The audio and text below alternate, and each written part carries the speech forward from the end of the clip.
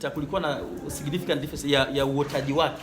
Unaona Yunnan 85, 87, NC 102, NC 297 zilikuwa zinaota haraka kuliko K 326.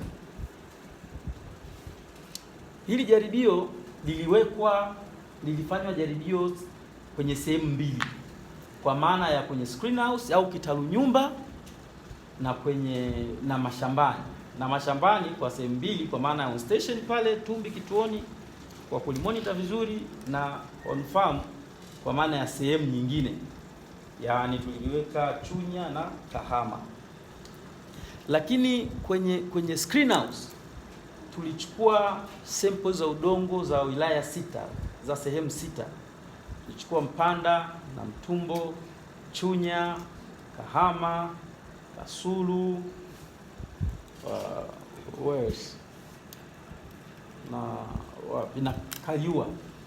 na Kaliua. Ili tuli design yake ilikuwa ni 2x2 factorial design, ili tuweze kuona interaction ya aina mbili za udongo. Tulichukua aina mbili za udongo kwa maana ya kikungu na kichanga. Kwa ambao wafahamu labda kichanga ni ile sand soils na kikungu kitaalamu wanasema ni hafi soil. Kwa hiyo tulichukua aina mbili za udongo. Tulitaka kujua udongo, performance ya kwenye udongo wa kichanga unakuaje na kwenye performance ya kikungu inakuaje. Kwa kujua hiyo interaction ilikuwa ni lazima ufanye hivyo kitafiti. Hii ni hapa zikiwa nimejaribu kuonyesha tu picha huko, tunavyozidi kwenda huko mnajua ilikuwaje kwaje. Ndio maana nimeamua kuweka hizi picha. Hii ni tumbaku ilikuwa na wiki 6. Hapa ilikuwa na siku 55. Kwa hiyo hapa ni kwenye kitalu nyumba. Sasa hapa ni jaribio ambalo tuliliweka Kahama, ambalo ndio hilo hapa. Alafu hapa ni kituoni Tumbi. Nimejaribu kuwapitisha ili tuweze kuwa na picha pamoja ya tunachokizungumzia, kwa sababu mtazungumzia hayo majaribio yote ya kwenye screenhouse na nje, ili tuwe na picha moja. So hapo ni nani? Sasa utangulizi of course nimeshausema, ni kwamba hii tathmini ya jaribio ilifanyika kwenye kitalu nyumba na kituoni. Nimesema tulilinganisha na K326. Lengo kuu of course kama ambavyo nimesema awali, lengo kuu ni kuongeza tija ya uzalishaji, ubora na kuongeza kipato kwa mkulima wa zao la tumbaku. Lakini kwa hili tunaongezea kidogo kwamba ni kupata soko, kujihakikishia soko la nchini China. Tulikuwa na malengo mahususi ambayo ninasema ni hizi ni objectives, ambayo ni kutathmini uzalishaji wake dhidi ya mbegu ya K326, kutathmini ukinzani wake dhidi ya magonjwa, kutathmini kiwango cha ukomaji wa majani shambani, kutathmini ubora wa majani ya tumbaku baada ya kukaushwa, kuainisha viwango vya nikotini, klorini, sukari, NPK, calcium, magnesium, sulfur, choline na boron katika majani ya tumbaku yaliyokaushwa kwa tumbaku iliyotumia mbolea. Hapo mbolea sio hiyo. Vifaa na mbinu husika. Kama nilivyosema awali, miche ilioteshwa kawaida. Of course kwa sababu kwenye screenhouse tulisia tarehe 1 mwezi wa 8. Ilitakiwa liende mapema kwa ratiba za nchini China walivyokuwa wametueleza kwamba ilitakiwa ni lazima tulioteshe mapema ili wao waweze kulifollow mapema. Kwa hiyo tulipanda kwenye kitalu tarehe 1 mwezi wa 8. Tarehe 7 mwezi wa 10 tukawa tumezipandikiza kwenye screenhouse. Kwa hiyo muundo wa majaribio kwenye mashamba ilikuwa ni hiyo CRBD, completely randomized block design, au ni muundo wa majaribio kwenye mashamba ulikuwa ni mtawanyiko mkamilifu katika kizuizi. Lakini muundo wa jaribio la kwenye kitalu nyumba ulikuwa nimeshasema ni 2x2 factorial design, ambapo udongo kutoka wilaya 6 uliwekwa kwenye pots ukiwakilisha aina mbili za udongo, yani kikungu na kichanga. Takwimu zilizochukuliwa kwenye hili jaribio ilikuwa ni ukinzani wa magonjwa, uzito wa majani mabichi na makavu, urefu na upana wa majani, kasi ya ukomaji wa majani, ubora wa madaraja na thamani yake, idadi ya majani kwa mmea, idadi ya siku za ukaushaji na viwango vya nikotini na sukari kwenye majani. Sasa unapokuwa na takwimu za kitafiti huwa tunazipeleka kwenye kuna analysis package. Sisi tulimia Genstart version 15, inakupa zile takwimu zako, ukishaziweka zinakupa mwongozo, uchambuzi wa mwachano, ANOVA, analysis of variance, ambayo lima tutaelewa, tusiangalie sana ili inaweza ikawa sio inaeleweka sana, lakini mwagronomia wetu atakuwa anaelewa nini tuna nani. Sasa hizi takwimu ni za kwenye screen house, za kwenye kitalu nyumba. Takwimu hizi zinaweza zikawa na let's say dry weight kidogo, kwa sababu ni kwenye pots.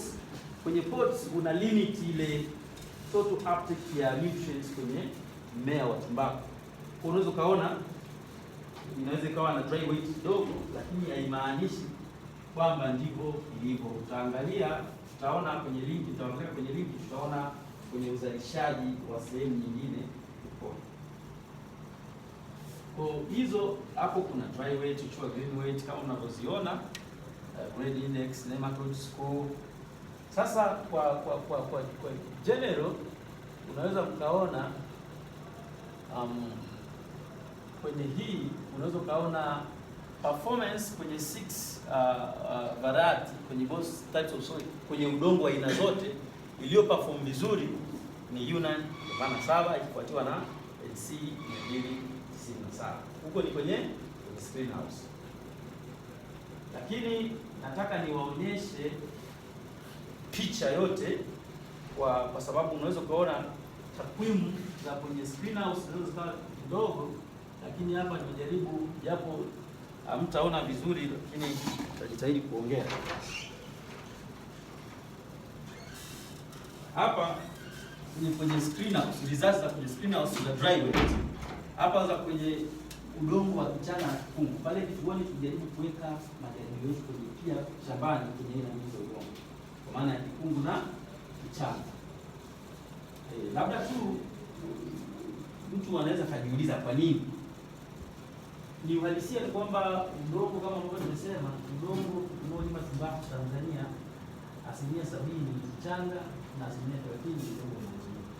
Sasa kikungu ndio lengo la kuwa na aina mbili za udongo. Kwa shambani pia tujaribu kuweka kwenye kichanga na kikungu. Results figure mnaweza msizione vizuri, lakini nimeweka rangi ya njano ni ile inaongoza, ile rangi inayofuata ndio inayofuata, ile rangi ya kijani. Kwa hiyo unaweza kuona kwenye screen house iliyoongoza ni Yunnan 87 ikafuatiwa NC 297. Lakini kwenye kichanga kwenye shambani sasa iliyoongoza ikawa NC 297 ikafuatiwa na Yunnan 87. Kwenye kikungu iliyoongoza ilikuwa Yunnan 85 ikafuatiwa na NC 102. Kahama iliyoongoza ilikuwa ni NC 297 ikafuatiwa na Yunnan 87. Chunya iliyoongoza ikawa Yunnan 87 ikafuata NC 102. Huko ni kwenye dry weight. Kwa nini dry weight? Tunapofanya tathmini ya mbegu, lengo ni kujua uzalishaji, quantity and quality. Kwa maana tunazungumzia mambo ya dry weight. Kwa hiyo hizi ndio takwimu za muhimu.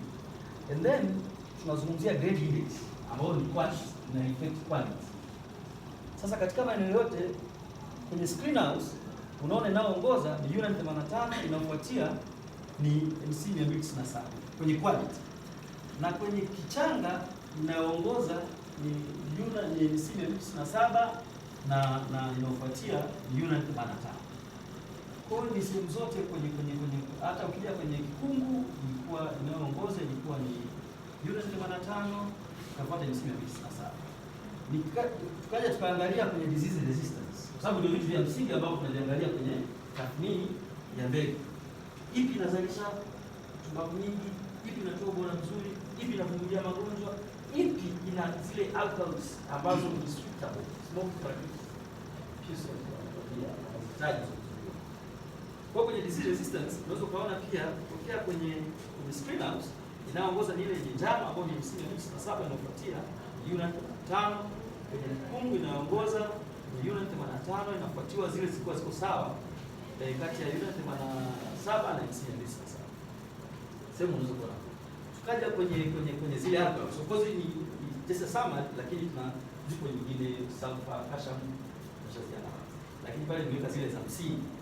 Of course kwenye soko la tumbaku Pius ametuambia kwamba wanahitaji kujua hizo suitability smoking characteristics ambazo zinakuwa determined na hizo alkaloids zilizoko kwenye jani. Za msingi sana ni nicotine na reducing sugar. Ndio ambazo zinakupa ile smoking characteristics. Kwa hiyo tunaweza kuona sample leaves ambazo zilipimwa NC 297 iliongoza ilikuwa na nicotine nyingi ambayo ni 3.8 ambayo ni suitable kwenye range za suitability ya nicotine ambayo inatakiwa kwenye tobacco, ikifuatiwa na unit 5. Using sugar pia ambazo ziliscore at least using sugar nyingi ni zile pale hizo kama unit 5 na unit 7. Lakini mwisho wa siku tunapofanya majaribio tunasema okay, mkulima njoo shambani, tunahitaji maoni yako ya macho. Chukua maoni yako ya macho, lakini pia sisi tutaendelea na yakuta kwenye makaratasi na kwenye analysis packages. Mkulima aliona shambani, aliipenda NC 102 uliona, lakini pia itafuatiwa na UNAN 87. So hiki ni jedwali ambacho nimeona ni brief kwa sababu nitazungumzia majaribio yote kwa pamoja. Kwa hiyo nimeona hiyo itatoa mwanga kidogo.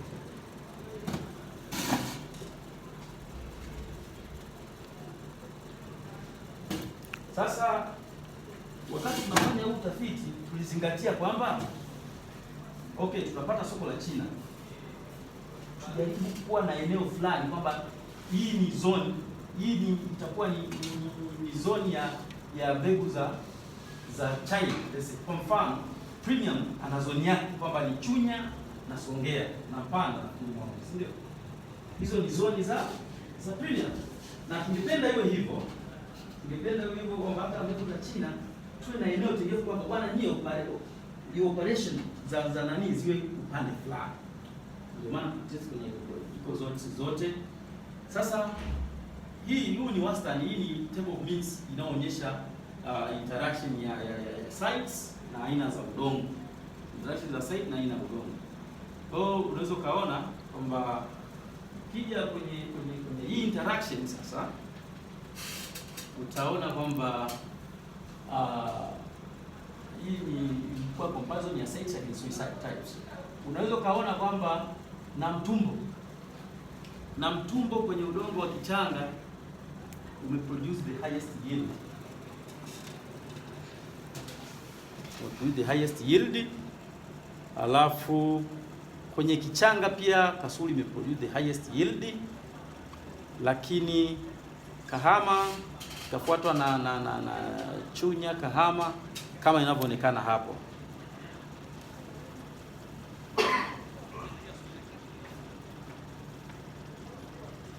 And then hii hapa ni tulikuwa tunaangalia wastani wa kiuzalishaji katika wilaya tofauti. Wilaya ipi, yani ni udongo wa wilaya gani ambao umeproduce the highest yield. Sasa udongo ulioproduce the highest yield ni udongo wa Namtumbo kifuatiwa na Kasulu, Mpanda and then Kahama. Ndio udongo ambao mwisho wa siku produce the highest yield. Just before you skip that, the soils in those three, the three extreme. Yes. The soils are majorly. The soil, this was a general performance on Kikungu and Kichanga. That's half soil and sun soil. That's general performance. Because I believe Nambukumbu area is less sandy, so it is a bit intermediate between so the retention and other things. So you know, okay. Thank you.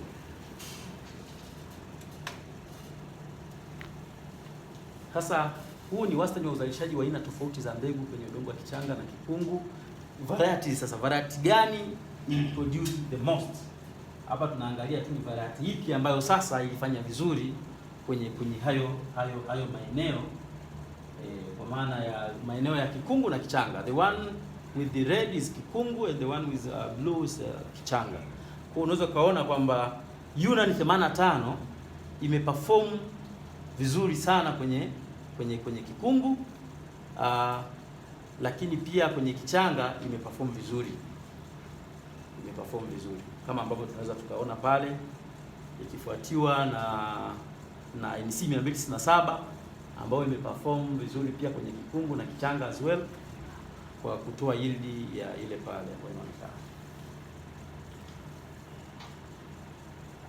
Hii sasa ni ubora. Sasa ni vitu vya msingi hapa. Tuna ubora, ni ipi ambayo ilitoa ubora mzuri, ni ipi ambayo variety ipi ilitoa ubora mzuri ukizinganisha zote.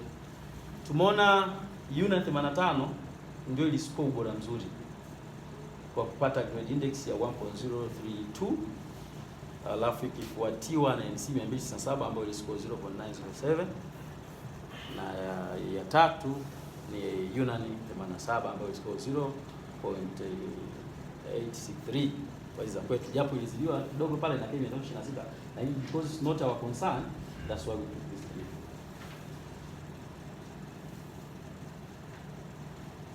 Hapa ni swali ambalo sasa alikuwa ananiuliza Pius kwamba ni ipi kwenye udongo upi ilifanya vizuri. Hapo inaonyesha Kahama ndio ili produce quality tobacco kutoka kwenye varieties ile yenye rangi sijui ya damu ya mzee wanaita, ni damu ya mzee ile nafikiri, ambao ni Yunani 85 ikifuatiwa na Yunani 87. Kwa hizo ni performance za kwenye interaction ya kwenye eneo versus udongo na varieties zake, kwamba variety ipi ilifanya vizuri sehemu fulani kwenye udongo aina fulani.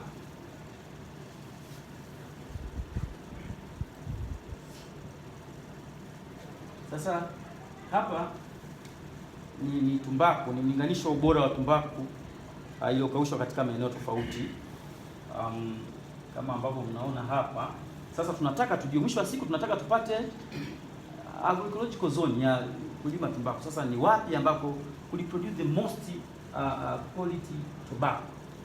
Hii inatupa picha ya hiyo ya interaction hiyo ya quality of tobacco variety size. Hii ni site wise sasa, kwamba kwa site ipi tumbaku ipi variety gani ilifanya vizuri. Tunaona pale Kahama imetoa outstanding results za quality kwa tumbaku aina ya Yunani 85 kuproduce the highest quality. Alafu tukaja Mpanda kwa tumbaku aina ya Yunani 85 as well. Yunani 85 hivi rangi ni color blind kidogo, ile ni Yunani 85 as well. Kwa hiyo kwa sababu mwisho tunataka tulicommend kwamba okay, kama Mpanda ni growing zone ya Chinese varieties, which varieties should be grown there? That's why tukaja na lazima tujue hizo analysis zote kwamba okay, ni ipi na stawi sehemu fulani.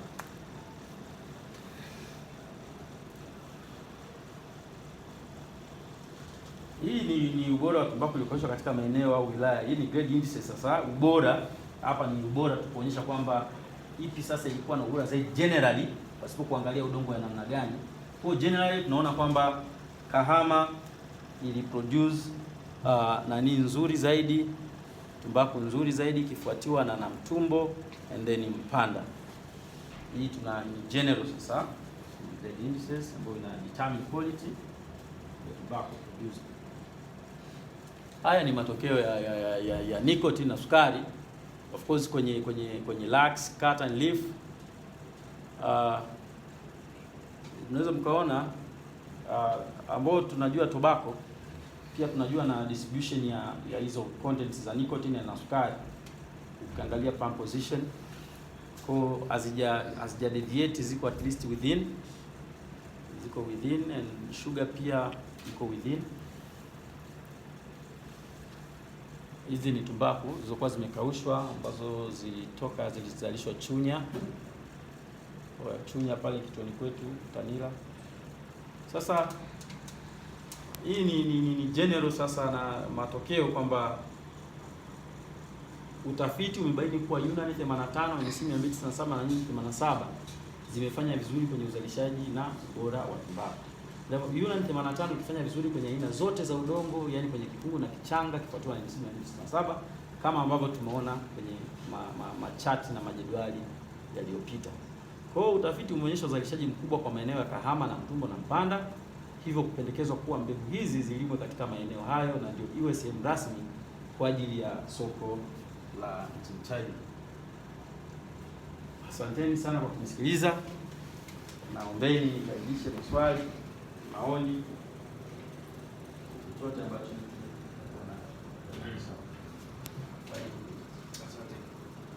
mine is just, I'm not questioning anything, but when I saw the opinion of the farmers, what they think works for them, and what we suggest, it's way off. I mean, how can it be so different? Yes. Because mkulima anaangalia nini? Usually it's weight and quality. But then kwa utafiti wetu tunaonesha zile tena ndo sio nzuri. So I'm like,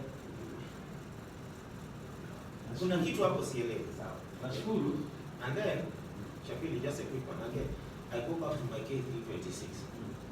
When I saw how you presented his performance per region, he performed poorly in Kahama. Okay? Yet we all know in this room, at least for me, speaking for myself, it does very well in Kahama. So is it a case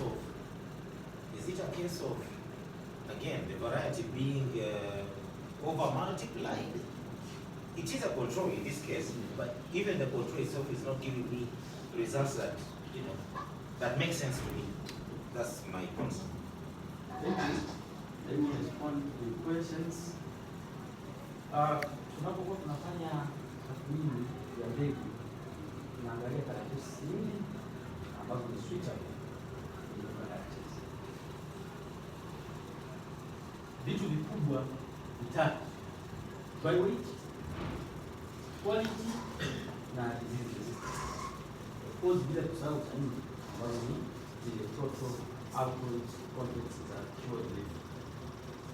Mkulima unaweza kuona pale alisuggesti NC 102 ilikuwa first choice, lakini ya pili ilikuwa Yunani 87 na ya tatu ikawa Yunani 85. Sasa unashangaa kwa nini kwenye mapendekezo yetu akiiweka ile first choice ya mkulima ile nilisema kwa nini siko tofauti sana? Yes. Ndio maana tunakuja hapa kushukuru. Tumetofautiana naye kwa nani kwa choice hiyo moja ya NC 102. Kwa sababu moja. Namba moja yake. Ile namba moja ile. Namba moja sababu zifuatazo. NC 102 ni susceptible to diseases. Alafu haitoi quality. Kwa hata kama mkulima ameiona shambani ameona okay hii ni nzuri, lakini we go extra miles kuona kwamba kama mkulima amesema hivi, tunaona sisi hiki kina value zaidi kuliko kile hicho kiona. Mkulima haukausha. Mkulima yetu tunamuita mkulima yetu tunamuita kwenye majaribio yetu. Anakuja shambani, anaangalia, anapiga kila variety, tunampa questionnaire pamoja na market spending. Swali la pili ni kwamba kwa nini Kahama tunajua ina production nzuri ya kile kwa nini hapa inaonekana ina iko chini kuliko hizi nyingine? Naangalia tu vile vifanya kwa maeneo mengine kama control kule hizi varieties ziongelea. Nafikiri labda turudi nyuma labda na nyako ile comment yako. Inawezekana zile varieties zilizotumia pia zilikuwa ziko multiply possibly, au inawezekana pia kwa takwimu tunazo za hizi zinaonekana zimedhibiti sana kwa production yake kubwa, kwa hiyo ndani kidogo pia is just a possible samani kidogo endelea. Naambiwa chai iko tayari sasa, sijui Malize dakika moja mbili. tumalizie. Tumalizie maswali hapa, tunapenda sio? Just endelea please. Okay, just a quick one. What's your seed requirement to conduct the site? Because to avoid going back to the previous, which previous was we were not using certified. What is your seed requirement for this? Because someone has to donate certified seed for this season for you. Okay, 26. Yeah. That's one. What's your seed requirement? We can squeeze something to satisfy that. To avoid errors. 2. What's the GMO status of these seeds we use? Because also, when we get the seeds, we do independent GMO status in outside laboratories, such that when I'm selling to customer B, I produce those documents and there's no doubt. So just want to know, because the people who give us these seeds would say, make a statement that it's GMO free. But now, where have you certified that it is GMO free? So that question may be asked in another forum, but if you can be ready for it. Thank you. Anasema hivi, anauza hivi kwamba kwa kuwa sisi labda tuwezi kupata certified seed, yani mbegu halali za lesi za Kenya 26, anaweza kutusaidia kupata, na anauliza ni kwa kiasi gani tunahitaji, tutamwambia baadaye kwamba tunahitaji kiasi gani. Tunashukuru sana. And then kujibu swali la pili, hizi ni GMO free. Mbegu zinapitia na nini? Zinakuwa certified seed sana. Nadhani pale kuna nyingi sana na certified hizo baadaye itaenda mpaka, yani just for you have a passport of it, or in a description zote, we are sure that it's GMO free. Asante. Kwa mbegu kwa kwako ni kwa kuonyesha ile kiwango cha kuzungumzia kifungu na kuzungumzia kichana. Kwa kuzungumzia kiwango cha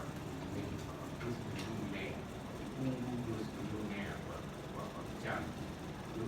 Kiwango kinaonekana kile mimi ambaye niko kwenye eneo la kichana natumia dozi ya mbolea sawa na fungu. Asante sana kwa swali zuri. Nadhani pia hiyo tunashukuru kwa hiyo na maoni, nadhani elimu ambayo tulipata kwenye tafiti zetu, na pia hata iligusiwa hapo mwanzoni, tutazingatia hicho, lakini kwa hizi tulizofanya tuzitreat zote kwa rate ya aina moja ya mbolea, gramu 30 kwa NPK ya kupandia na gramu 8 za kani ya kutia. Kwa zote tuzisiti kwenye rate moja ya mbolea.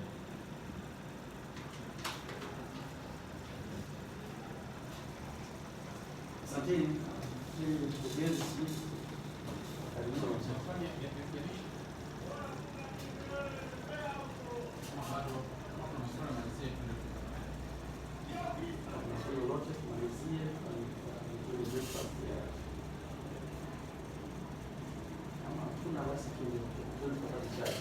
Tuongoza Nafikiri ukitoka hapo ukiangalia upande wa mbele yako